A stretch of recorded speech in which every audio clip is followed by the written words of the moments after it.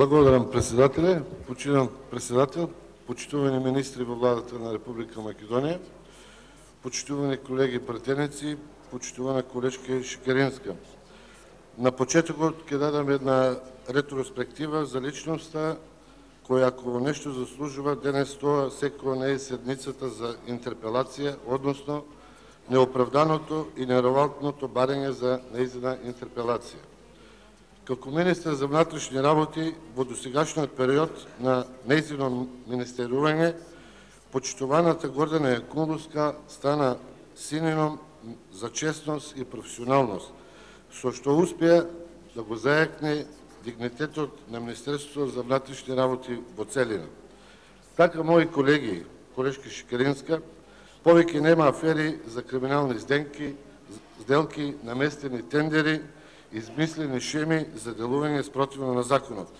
Едноставно тие згасна затоа што министерката во своето работење се раководи единствено со принципот на владење на правото, при што со цврста решеност се бори таквиот начин на работењето понатаму да се пренесе и на останатите ниво во полициските организации. Бидејќи времето на криминалот и аферите во Министерството за внатрешни работи заврши, време по кој уште многу години ќе се запамети владењето на Социјалдемократскиот сојуз, ние денес Министерството за внатрешни работи го препознаваме како институција која секојдневно е вклучена во значајните меѓународните акции за борба против криминалот. Се разбира, за да се оствари таа борба, министерката без двумење ги потпиша сите актуелни меморандуми за соработка со другите држави и оствари директни средби со нивните представници. Со тоа широм ги отвори вратите на другите европски и меѓународни полиции за борба против криминалот во целина.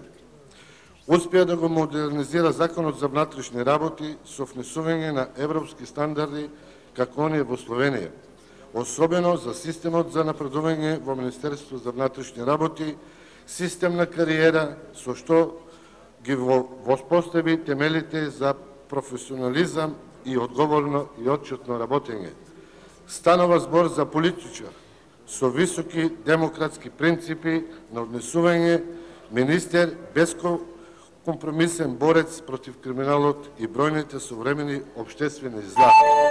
И најпосле човек со внимателен и коректен однос со другите, па дури и со оние кои се нејзини најголеми критичари. Благодарам.